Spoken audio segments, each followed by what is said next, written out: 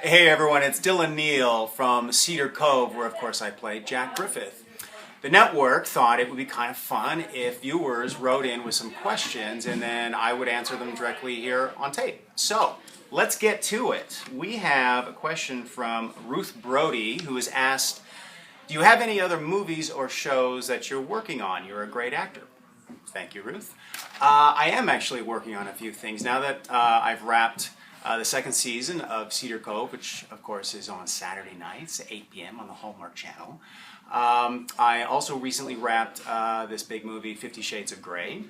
I am developing 4 TV movies for the Hallmark movie channel and the Hallmark channel that I'm executive producing and writing with my wife, Becky Southwell.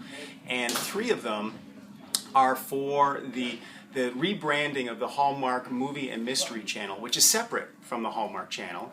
And these 3 movies are based on a series of books called The Gourmet Detective. And the tone of these mysteries is very similar to Castle and Moonlighting.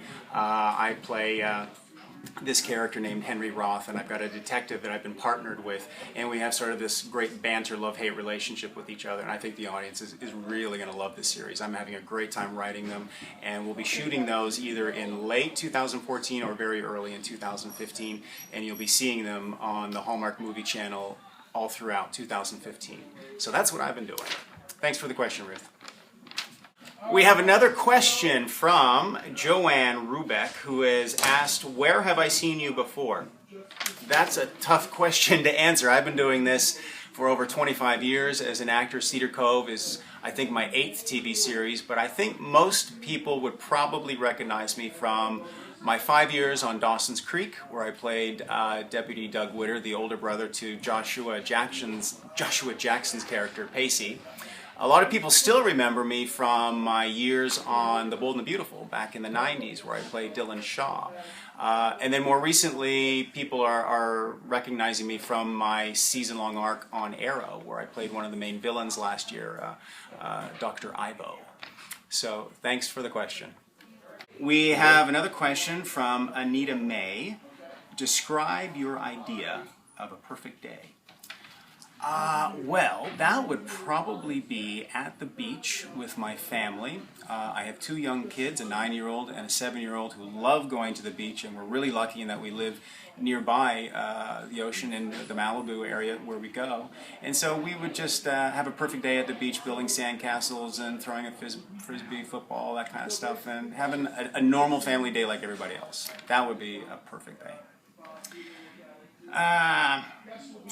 Janet McAllister asks, how long have you been acting? I think it's about 25 or 26 years now that I've been working professionally. I started in high school up in Canada, and then I moved to Los Angeles in 1992, where I've basically been based ever since. So a long time. Thanks for the question. Maryann McBride asks, do you like to play evil villain type roles or the nice sweet romantic roles the best? I certainly prefer the nice Jack over the mean Jack in Cradle of Lies. Thanks, Maryann. The mean Jack she's referring to was a Lifetime movie I did a number of years ago, and he was not a very nice Jack.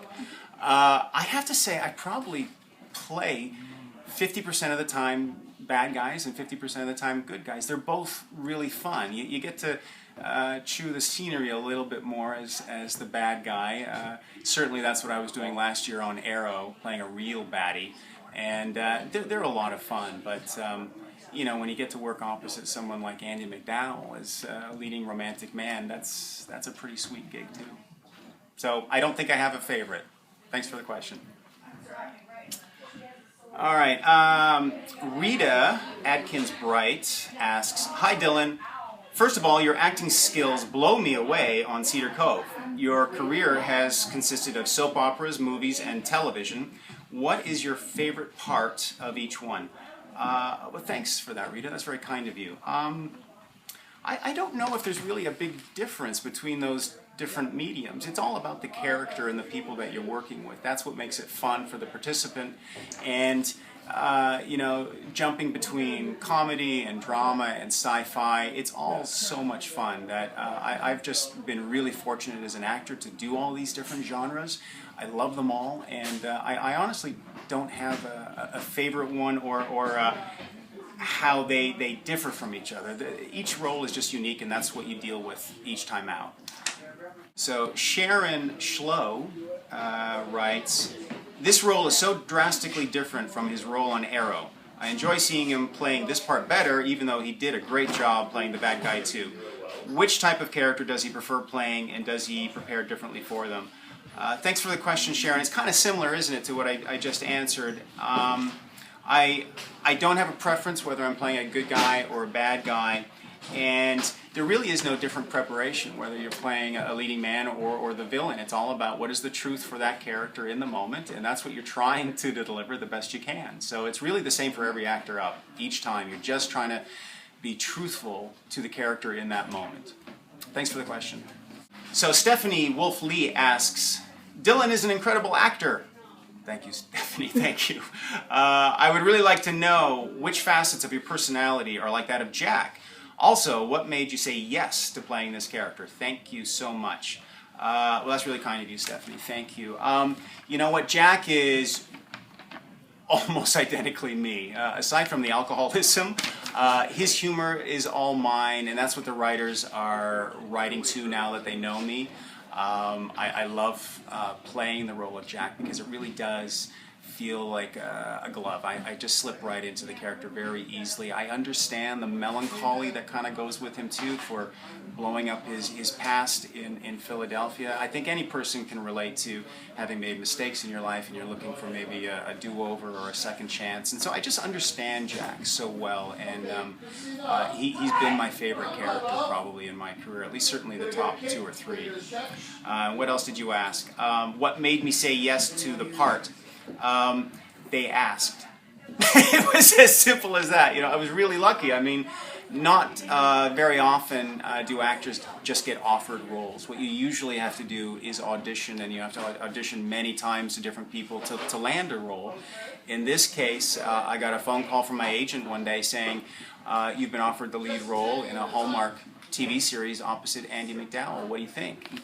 You know, the obvious answer was, "You bet! Where do I sign?" So there was no hesitation on my part. I was just very, very lucky to get this role. And the last question goes to Leanne White. "I'd like to know, what does he do in his spare time, for example, hobbies, that is, if he has any spare time?" Thanks for the question, Leanne. I haven't had a lot of spare time this past year. As some people know, I'm writing and executive producing 4 TV movies for the Hallmark Channel and the Hallmark Movie Channel, while I've been shooting the 2nd season of Cedar Cove, and so it's been really, really busy, and then of course I'm a dad and a husband on top of that, so it's kind of crazy in my life right now. But when I do get some spare time, I've always loved building furniture. In fact, I've worked as a professional furniture builder in the past, and I especially like recreating 18th, 19th century period furniture, and that's what I really like to do, to unwind and lose myself in my wood shop, and I get a lot of enjoyment out of that. Thanks for the questions, everybody. I've really enjoyed that, and don't forget to tune in to Cedar Cove on the Hallmark Channel every Saturday night at 8 p.m. We'll see you there.